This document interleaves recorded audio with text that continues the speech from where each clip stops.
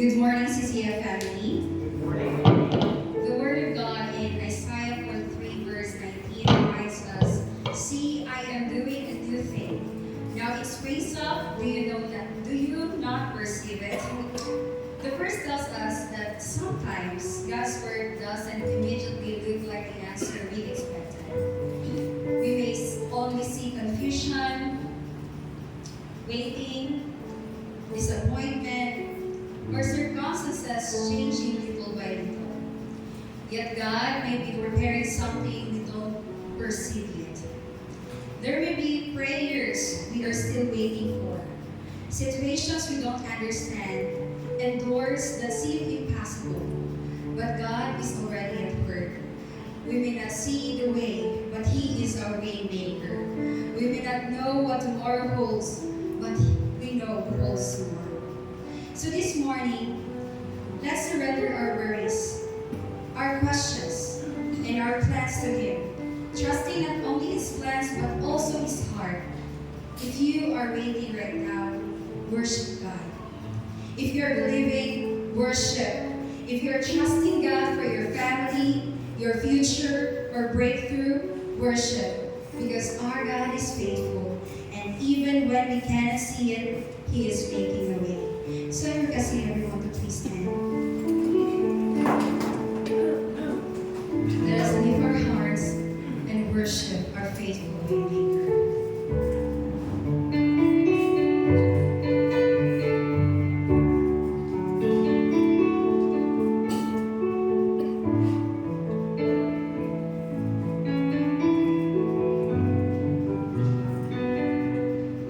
You are here, moving in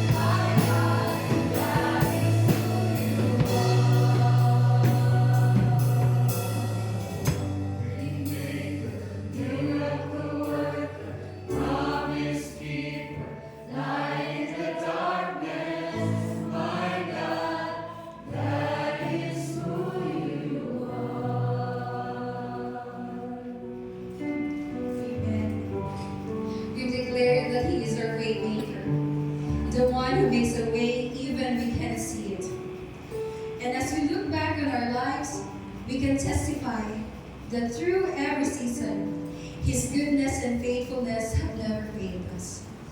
So let us not stop worshiping.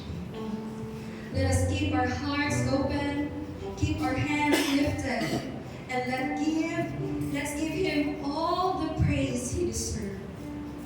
Let's sing these songs from the depths of our hearts and declare how much we love our good, good Father and how grateful we are for His unfailing goodness.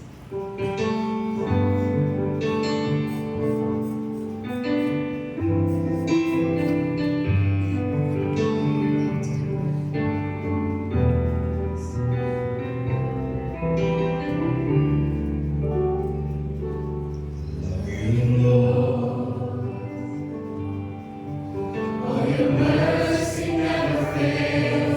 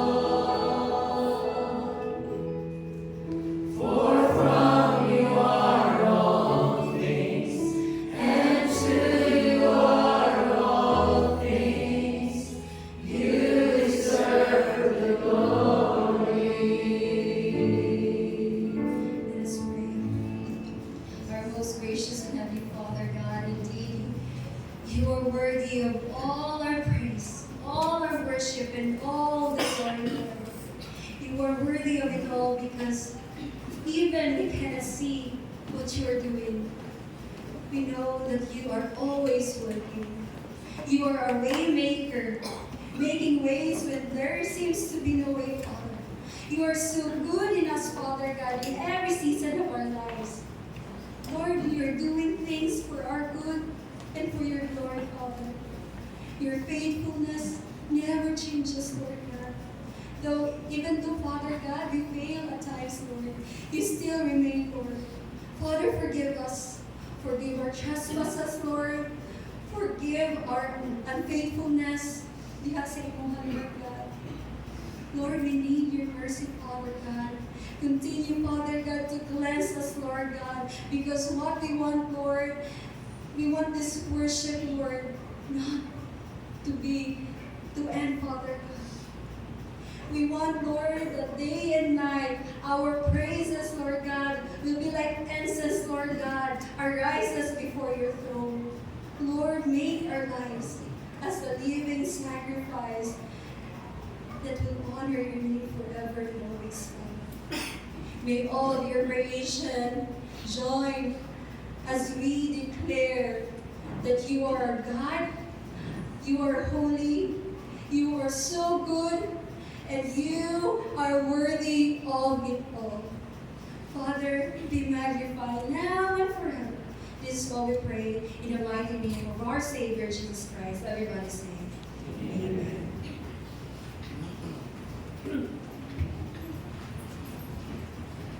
Please remain standing for the reading of God's word. Once again, maayong buntag sa atong tanan. For our scripture reading is found in the book of Esther. Esther chapter 3 verses 1 to 15. Esther chapter 3 verses 1 to 15.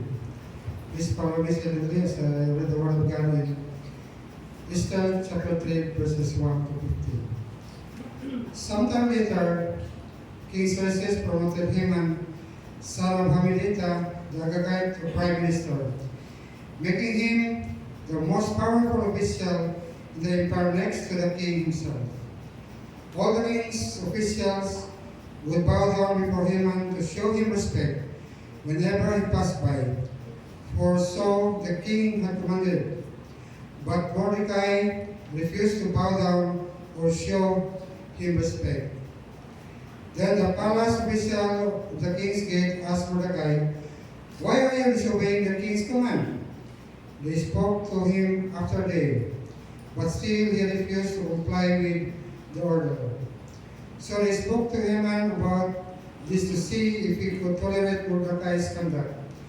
Since Mordecai had told them he was a Jew, when Haman saw that Mordecai would not bow down or show him respect, he was filled with rage. So he decided it was not enough to lay hands on Mordecai alone. Since he had learned that Mordecai was a Jew, he decided to destroy all the Jews throughout the entire empire of Xerxes. So in the month of April, during the 12th year of King Xerxes' reign, lots were cast. The lots were called Purim, to determine the best day and month to take action. And the day selected was March 7, nearly a year later. Then Haman approached King Xerxes and said, "There is a certain race of people scattered through all the provinces of your empire. Their laws are different from those of any nation, and they refuse to obey even laws of the king. So it is not in the king's interest to let them live. If it is pleased your majesty, issue a decree that they be destroyed, and I will give 375 tons of silver to government administrators so they can put it into the royal treasury." The king agreed, confirming his decision by removing his signet ring from his finger and giving it to Haman, son of Hammedatha, the Agagite, the enemy of the Jews. "Keep the money," the king told Haman, "but go ahead as though as you like with these people. On April 17, Haman called in the king's secretaries and dictated letters to the princes, the governors of the respective provinces, and the local officials of each province of their own scripts and languages. These letters were signed in the name of Xerxes, sealed with his ring, and sent by messengers into all the provinces of the empire. The letters decreed that all Jews, young and old, including women and children, must be killed, slaughtered, and annihilated on a single day. This was scheduled to happen nearly a year later, on March 7. The property of the Jews would be given to those who killed them. A copy of this decree was to be issued in every province and made known to all the people, so that they would be ready to do their duty on the appointed day. Last verse. At the king's command, the decree went out by the swiftest messengers, and it was proclaimed in the fortress of Susa. Then the king and Haman sat down to drink, but the city of Susa fell into confusion. God bless upon the reading of His word. Please be seated. Now let us give our undivided attention to listen to the word. Please share our Pastor John Maliado. Good morning, CCF family.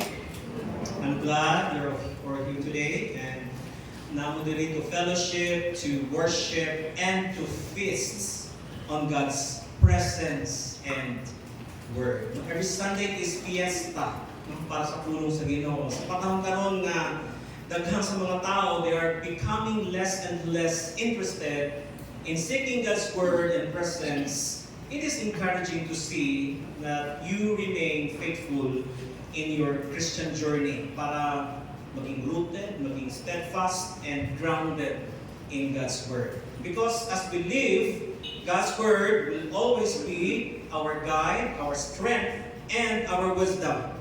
And maupunang ang atong inspirasyon to keep moving forward for Jesus Christ. And that kind of faithfulness inspires us, mga leaders, to continue carrying our tasks in bringing the message of God. So, magpabilin na faithful sa pulong sa Ginoo because in Matthew 24:35 it says, "Heaven and earth will pass away, but my words will by no means pass away." So, dili nato talikdan ang pulong that will everlastingly be part of our lives. Now, on this third week, we are still in the book of Esther, and we continue to focus on God's providence. What is providence? That is the powerful work of God throughout human history as He carries out His redemptive plan, agenda niya.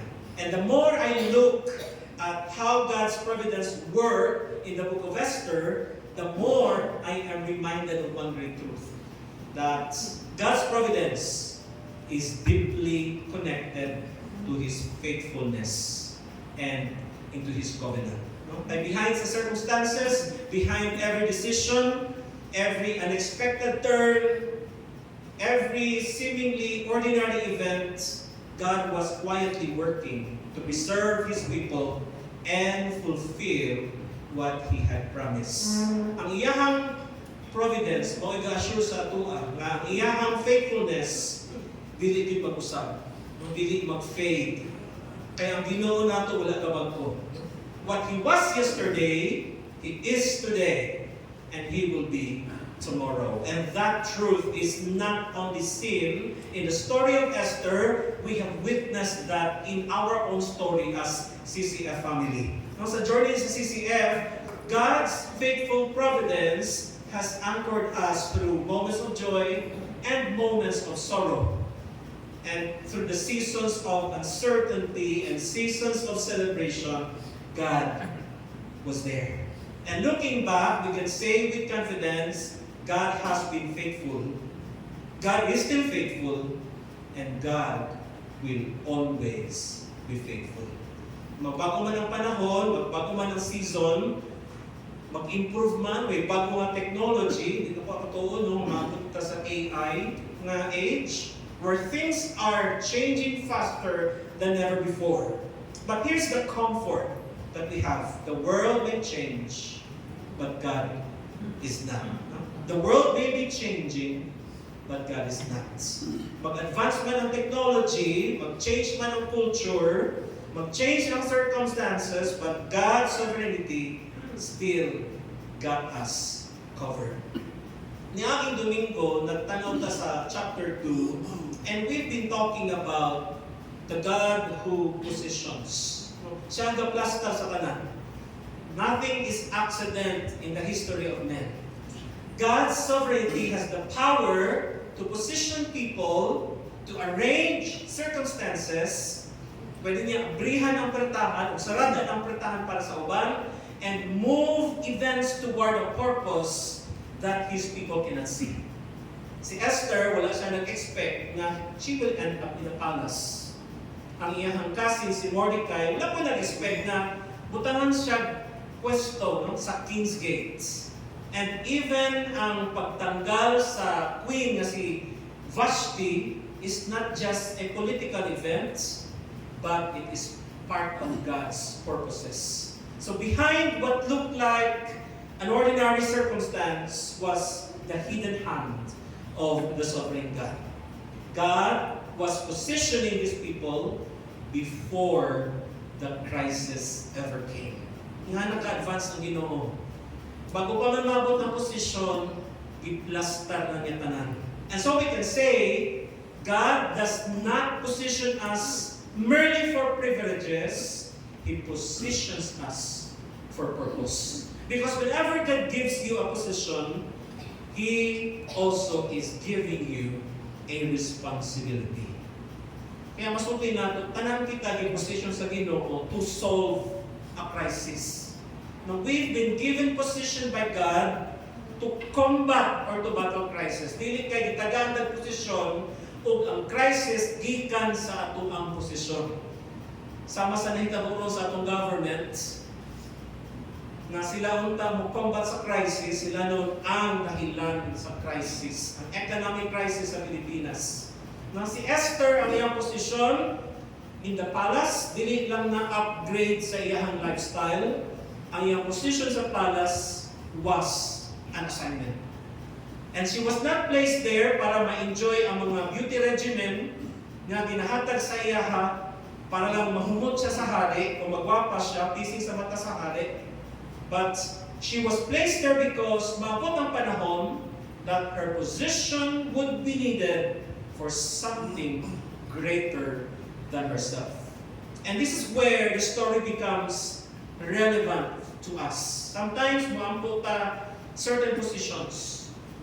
Maambot ta tamang workplace, tamang ministry, tamang relationship, kung saan you can influence people, that you can be useful, and sometimes God answers the prayer. Pero kasagaran, limtan nato ang kabug-aton, the responsibility that comes with the position that we were granted. I've met a lot of people who desired certain position and now they're holding it, but irresponsible. I remember years ago, may pautan ako mga youth kasi gusto ninyo maging. And there's one youth, wala pa siya din. There's one youth na ingon niya, gusto siya maging manager. Why? Why do you want to be a manager? Kaya ingon niya, magsugo-sugo ng pastor. Bauday ang pananaw sa position sa manager, magsugo-sugo.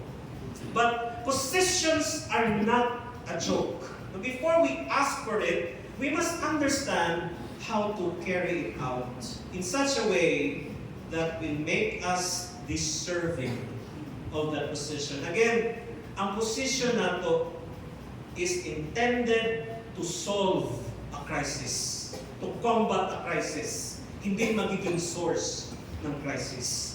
Sa panahon karon, in the age of social media, ganahatag position. What kind of position? Followership. Ganahatag followers. But what is that to you?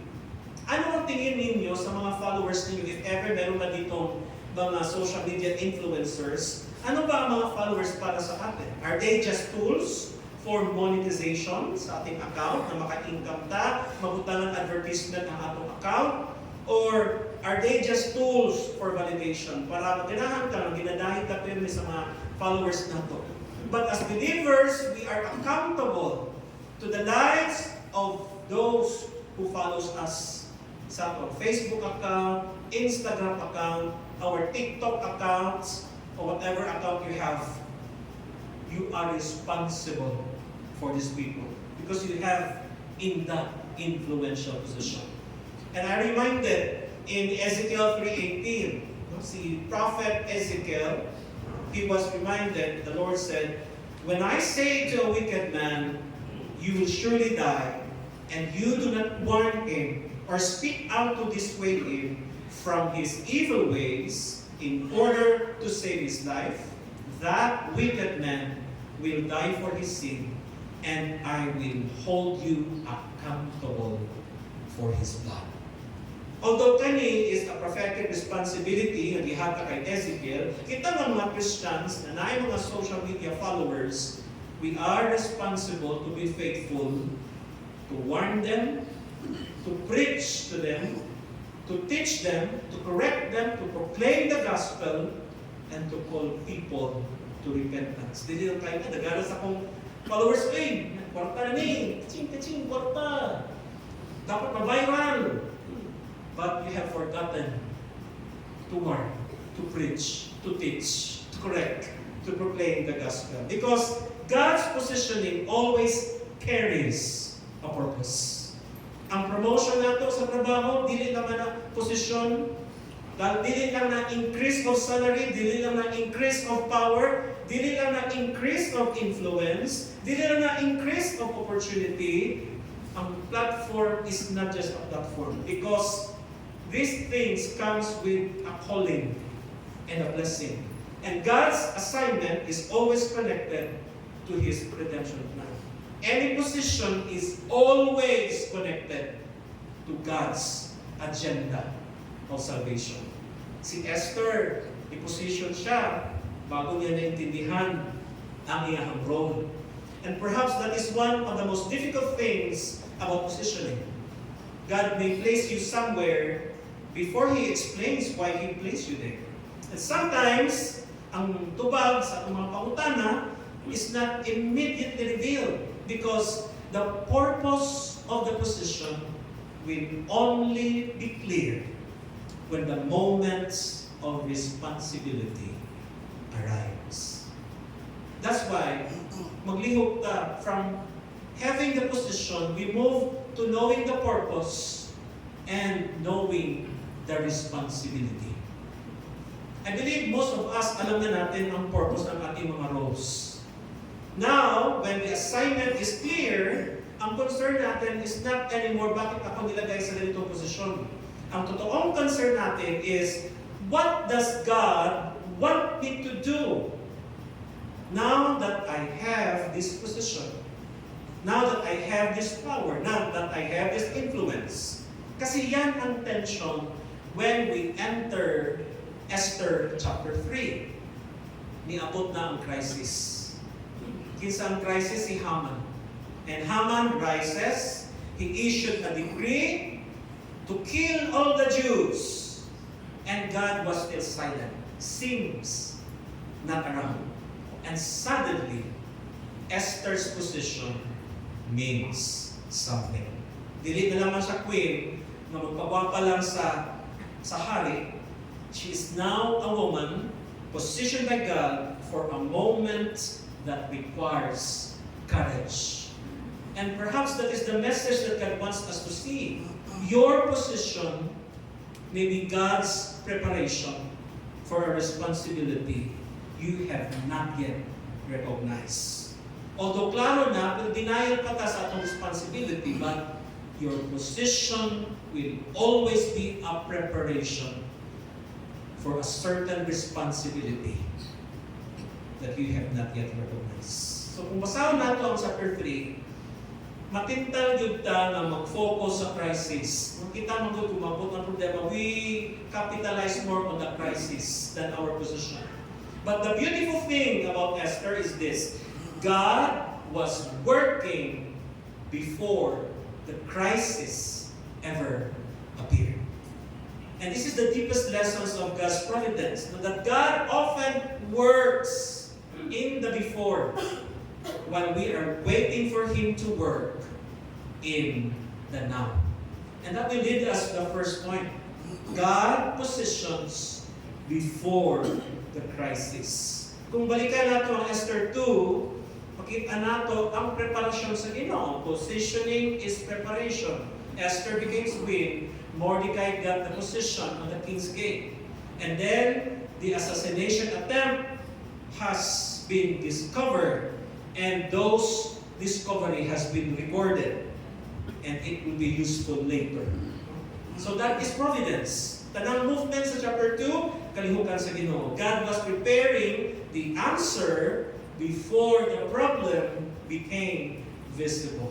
You may be asking ang imong situation to. Why am I in this situation? Why am I in this place? Why am I in this kind of relationship? Why this kind of opportunity was open before me? And sometimes, God does not answer immediately. Tungod kay ang position itself may be part of the preparation. Just like Esther, wala niya na-realize why she was queen. Hindi patungan na siya corona. Mordecai didn't know why he was at the gate. Ninadunggan niya ang plano to the plan against the king. So God was preparing people before preparing the crisis. Kaya kung asa man ka karon ng punto sa imong kinabuhi, do not despise where God placed you simply because you don't understand why. Your present position may be preparation for a future responsibility or for a future crisis. Number 2, God prepares time before the crisis arrives.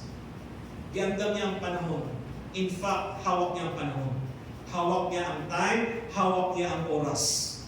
He is always in charge of time. Now, bago natin pag-usapan ang control ng Panginoon over time, we need to understand the man who introduced the crisis. His name is Haman. And in Esther 3:1, we can read, after these things, King Xerxes promoted Haman, the son of Hammedatha, the Agagite. Simple little description, but this is very important in the history of Israel. Now, si Haman, dili lang siya another official in the Persian Empire. He was an Agagite. What is an Agagite? A name connected to Agag, a king of the Amalekites. Mabasa nato ang account sa Samuel, 1 Samuel 15. Kinsa ni mga Amalekites? Amalekites were long-standing enemies of God's people. In Exodus 17, makita nato nga sila ang nag-atake sa Israel after they left Egypt. And in Deuteronomy 25, God declared that He will judge the Amalek because of their hostility towards Israel.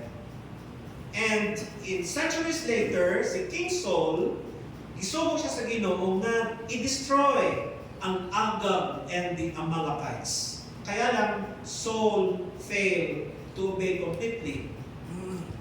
Diba, mga reason na naman na-dethrone si Saul kay ang mga bata, wala niya ipatay, pati mga hayop and women. So many years later, an Agagite appears now in the story of Esther. Well, it doesn't necessarily mean na si Haman is a direct descendant of Agag, but the title intentionally reminds readers of an old conflict. It will remind us na ang opposition against God's people, wala nang sugod kay Esther. Sa panahon pa lang sa Israel, dito na nagsugod.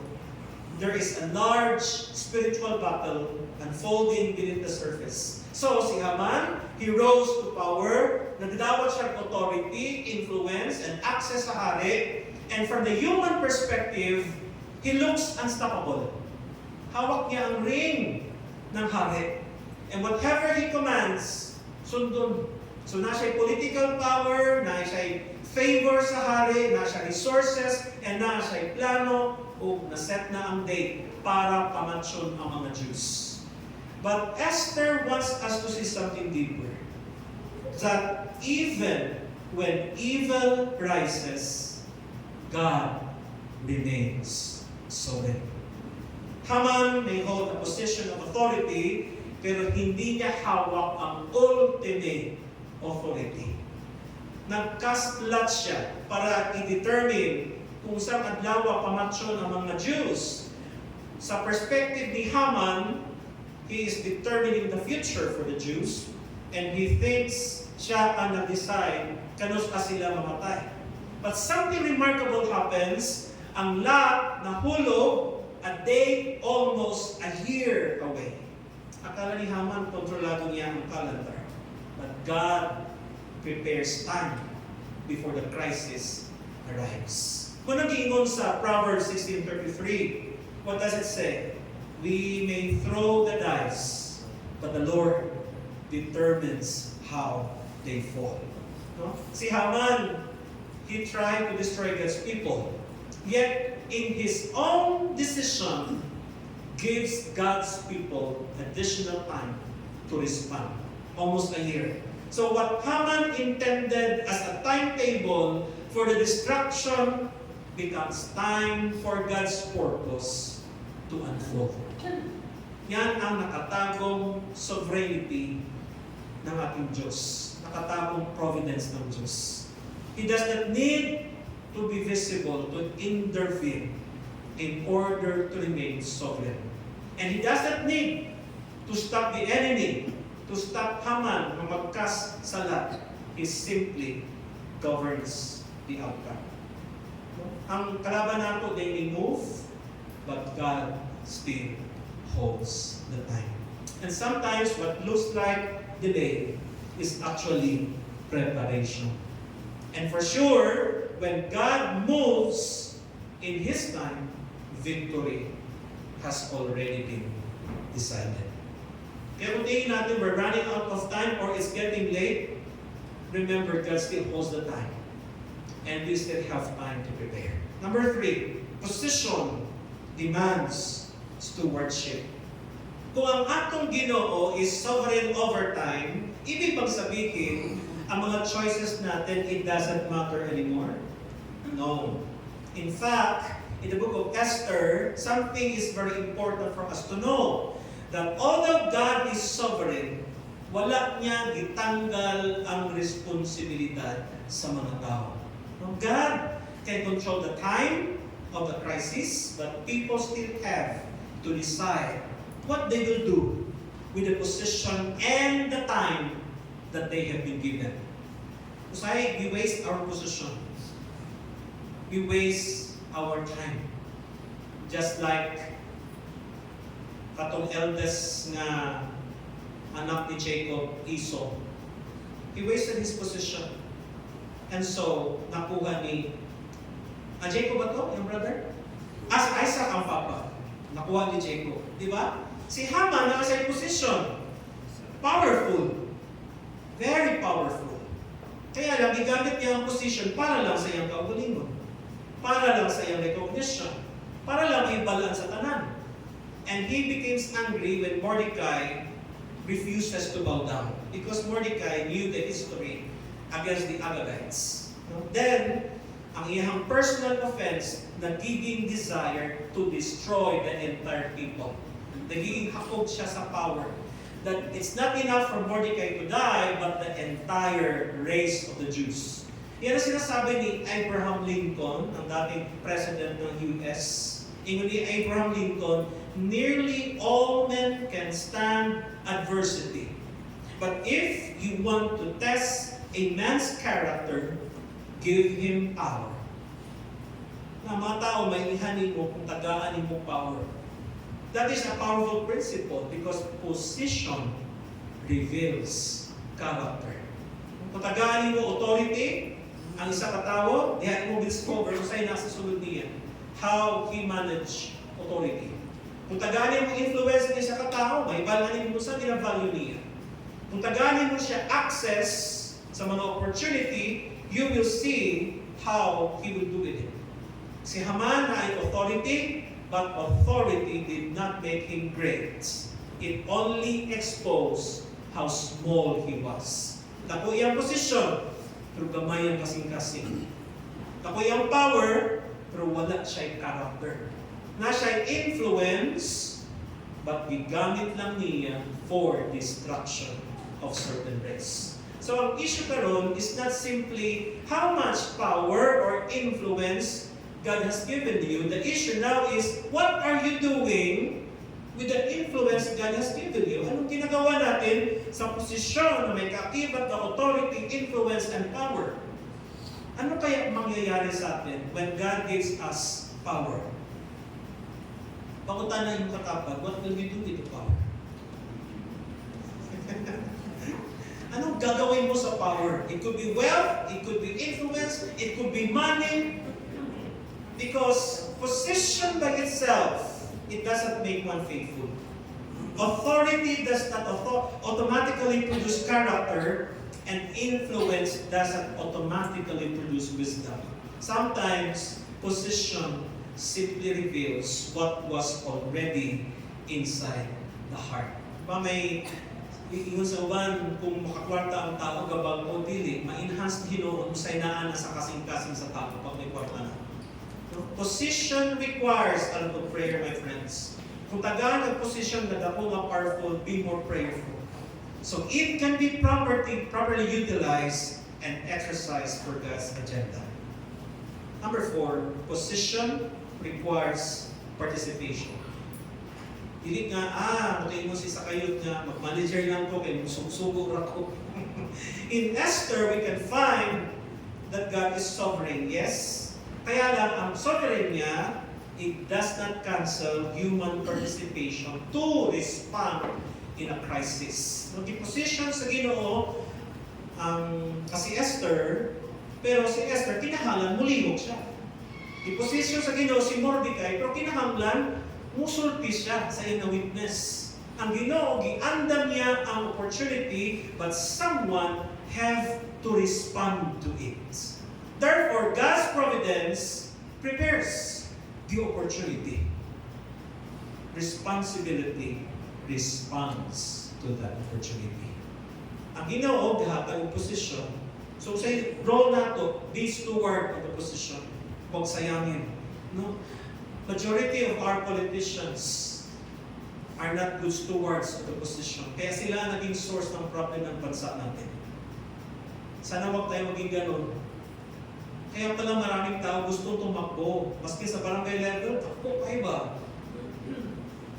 Puro flood control. Yan ay politiko, mangahay pa sila budget kay kulang. Kung namit ka ay tukon, no? May power lang, namit kay tukon ba? No? Ay, sorry Lord. Buwala na ako. Masay mo, wala tagpasensya nun. Atong country ba nga, ikapoy tagbayad tax. Na sila, kapadako lang sa tiyan. When God opens door, say, we walk through it. When God prepares the moment, we must respond when the moment comes. And when it comes to position, let us not be stuck with the position. Kung asa ka binutang sa Ginoo.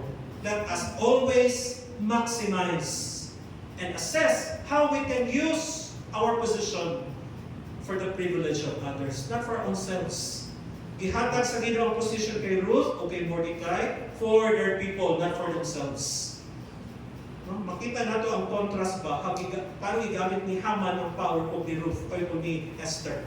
So, to participate using the position is to act and move in a way guided and guarded by the Holy Spirit. If not, there's human tendencies that will ruin it. Si Esther, maski queen na siya, maminaw yapon siya sa advice sa iyang cousin. Maski taas na yung posisyon, minaw yapon siya. May mga tao, pag may posisyon, hindi man maminaw. Diba? As a God-granted position, we all know that it must function to benefit not us, but to serve God's agenda. Ang purpose sa atong position is to benefit others. not us. Maybe God has given you influence in your family. Question, how do you utilize your position as a mother, your position as a father, your position as a son or as a daughter?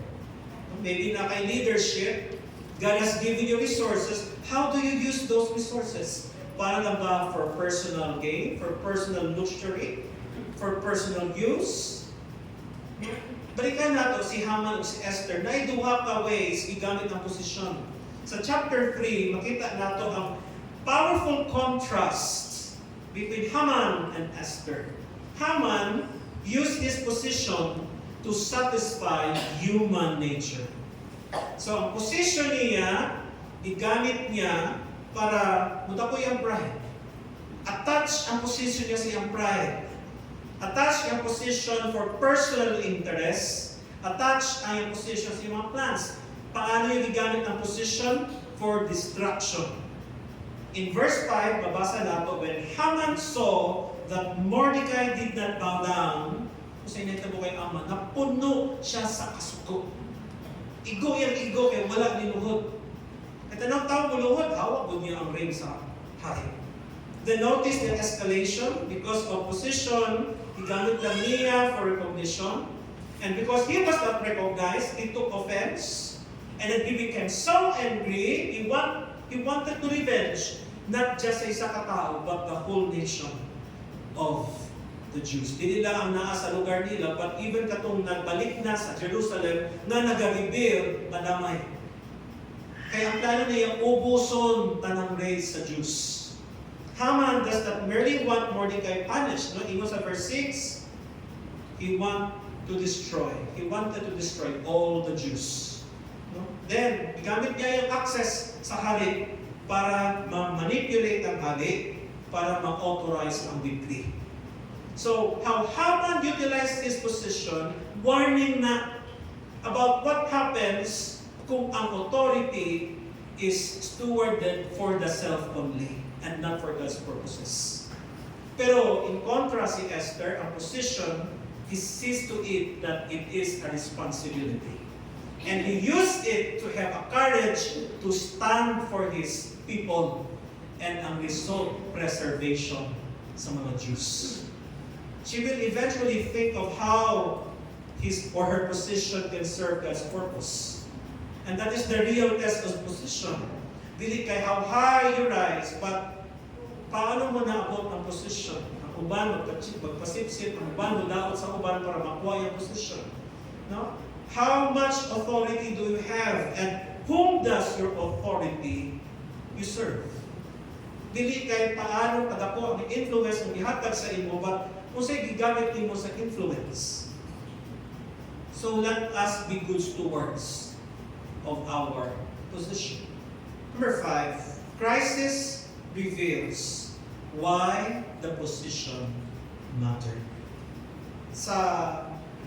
This is where konektado ang Esther 2 and 3, no? Because before the crisis, Esther's position looks like a privilege. But after the crisis, ang iyang position becomes a responsibility. Before sa crisis, Mordecai, ang iyang access sa gate looks ordinary. But after the crisis, the access becomes a strategy for the preservation of God's people. This is why God sometimes put you somewhere long before you understand why. Because the purpose of the position may only become visible when the crisis arrives. Or when the crisis arrives. The crisis does not necessarily create the purpose, but it reveals the purpose. Si Esther, wala siya naging queen because of the crisis. Naging queen na siya daan. Mordecai, wala siya nakakuha access before the crisis. Na siya daan dito. I-position na sila sa Ginoo. God had already placed them where they needed to be, and now the crisis would reveal why. So what can we learn from that? What God gives you today may be preparation for what He will require from you tomorrow. Ang imo experience karon may be preparation tomorrow. Ang relationships mo now become preparation tomorrow. Your resources now is your preparation tomorrow. That's why kung naka-resources, learn to save and learn as where to share. Your influence now, preparation for tomorrow. Your position now becomes preparation. And one day, ma-discover din mo the purpose why God placed you here. Remember kayo na po nga, maskin lang sa travel, ang favor sa Ginoo ba? Like, when we tumingin mo sa US, gusto din ako matog Niagara Falls. So, murag suntok sa buwan, kung asa ko mo funds ana. If you fly from Seattle to New York, na may New York side ang Niagara Falls, 30,000 ang round trip. Pero, kita ko trip no, na from Canada to Toronto, kaya dito man manukat, 5,000 lang round trip. Kunya, ang puy andid to, mahal gaya, kaya ang ilahang pinakabarato is 6 to 10,000. No, kung magkuha ka 4,000 na mag-rent o hotel, mag-hotel ka, ano pagid na, mura ka, bed spacer lang. But God provided. Na mamod sa akong classmate nga close me, nag-iwan siya, ano man mag-hotel pa mag-earns? Na may balay din. Di ba? How God arranges things, namo na yung providence man. Even sa time na naghatag siya, time for rest and recreation, makita niyo ang iyong providence. Ay mga butang na abili mo ng random lang na nakita mo, but it's not coincidence. Everything is planned accordingly to God's providence. Number 6, this is the last one. The enemy can move, but he cannot determine the end. In chapter 3, kung makita nato, tingin natin parang hawak na hawak ni Haman lahat. It looks like he won. But there is an important narrative. In verse 13, mabasa nato, the 13th day of the 12th months. No, ang enemy has set his plan in motion. Kaya lang, it doesn't mean over na. Kung na may crisis, murang imposible na ma-overcome, it doesn't mean over na. Mahilak na lang ka, give up na lang ka, wala na kayo buhaton. And that is exactly what Esther wants us to understand. Haman controls the decree, but he does not control the ending. Dangan beses ako kinabuhi, murang hopeless na no, but ang ending, victory ng gihapon. And that happens when we trust God. And that happens when we move accordingly to God's direction. The existence of crisis does not mean the crisis will succeed. Because there is God who handles crisis. Haman can write decree, pero dili siya makasulat sa final chapter because God is the writer of the story and protektado niya ang iyahang mga tao, ang iyang mga kaanakan. And He is faithful in His covenants. Haman can manipulate the king, pero he cannot manipulate God. Haman can determine the date, but he cannot determine the outcome. He can move God's people or against God's people, but he cannot move outside God's sovereignty. So, ang atong enemy, they can move the crisis forward, but he cannot determine the final outcome. Walang kanindot no nga, it's not yet hopeless when even you feel like it's the end. Because God is not finished yet. That's why we do not panic simply because of the crisis. The crisis may be moving, pero what is the great truth? God is moving too. And He moved in advance. Before the crisis, He already positioned. And He is ready to manage it. So, sa Esther 2, mabasa nato, God positioned His people before the crisis. In chapter 3, the crisis eventually reveals what that position was for. The hidden king is working through all of it. And mabot man ang crisis, everything that seemed ordinary become clear. No? Klaro that God may be positioning you for something you cannot see. Because ang imong position may be more than a blessing, it may be an assignment. So, tanawan mo, what is your assignment part sa inyong position, bro? That you have been doing for God and for others through that position. No? Your influence may be more than privilege, it may be a responsibility. Ang access nimo may be more than an opportunity, it may be a preparation. And the place you are today, the place where you are today, may be the very place God intends to use tomorrow. So value every moment, every position that God has placed you in. Ang nakatago na hari will not tell you why He placed you there, but you can trust this. Let us pray. When the crisis comes, God will not have been unprepared. You don't know? When the crisis comes, God will not have been unprepared. Because long before you saw the crisis, He was already preparing the answer. And perhaps you are part of that preparation. Ini yung katapat, you are part of the preparation.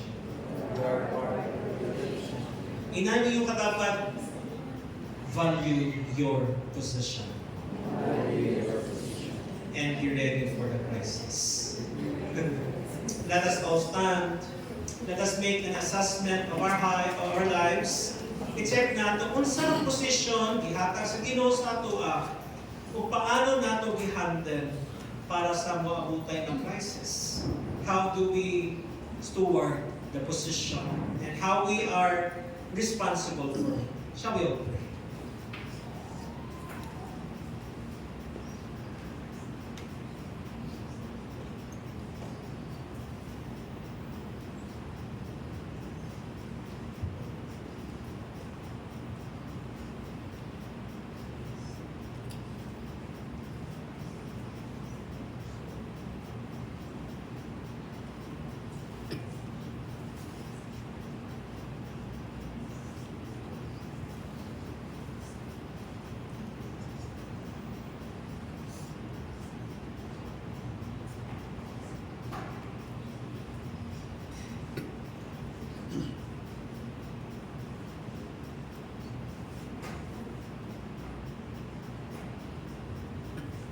Heavenly Father, thank you for making us realize that you are not late.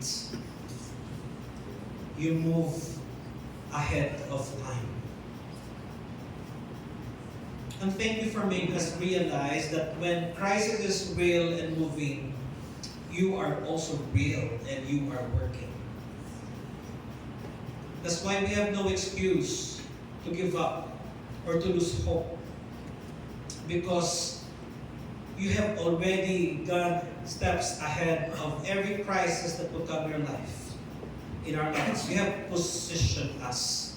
And not just us, but other people that we can work together to solve the crisis that will battle, that will challenge our role and responsibility to serve your agenda and to bring people to you. Father, help us to be responsible in the position, in the influence, power, and authority you have given us. Not just for our own satisfaction and advantage, but for the advantage and satisfaction as well of your glory and honor for the benefit of your people. In Jesus' name, amen. Magaling ko lang.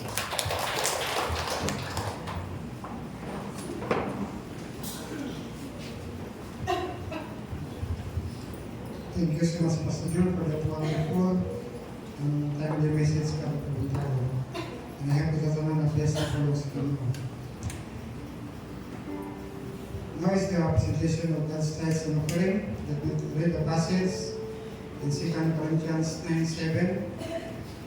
Each one must give as he has said in his heart, not reluctantly or under compulsion, for God loves a cheerful giver. Now is the time to give our tithes and offering. I request that this Thomas G to pass our offering.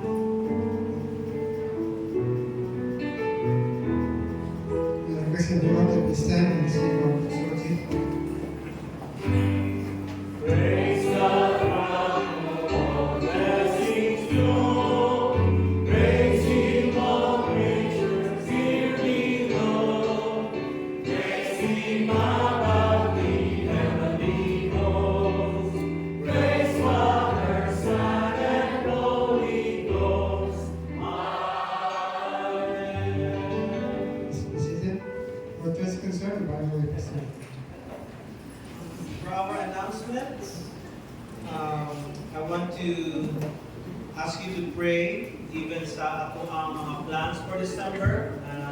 We will be able to share ang atong mga resources, atong 11 na mga church planters by December, hatag pahalipay o encouragement sa ilahan.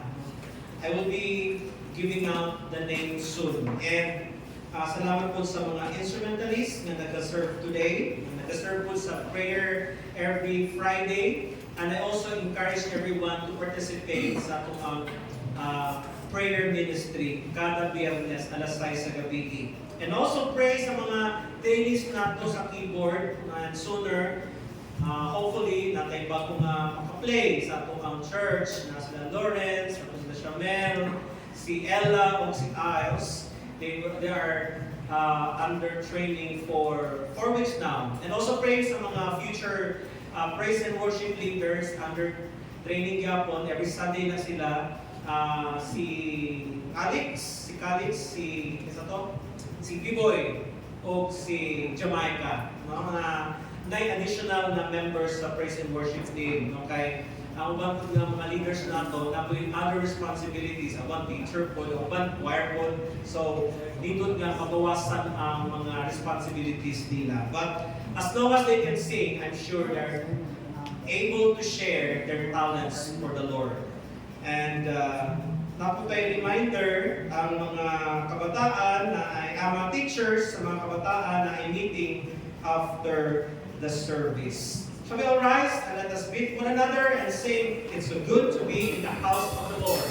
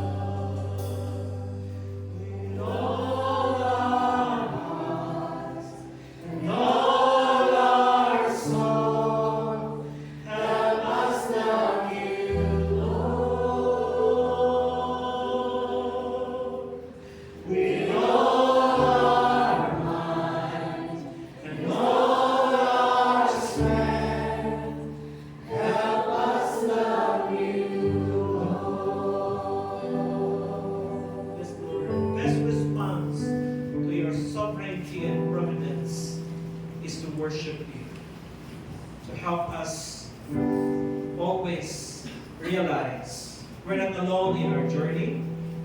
We are not powerless in our walk because you are always there, above, beyond, and even before us. You are working in advance. Thank you for that truth that gives us the confidence to face every crisis that will come because you are sovereign. The God who serve, the God whom we serve is the God of providence. In Jesus' name, amen.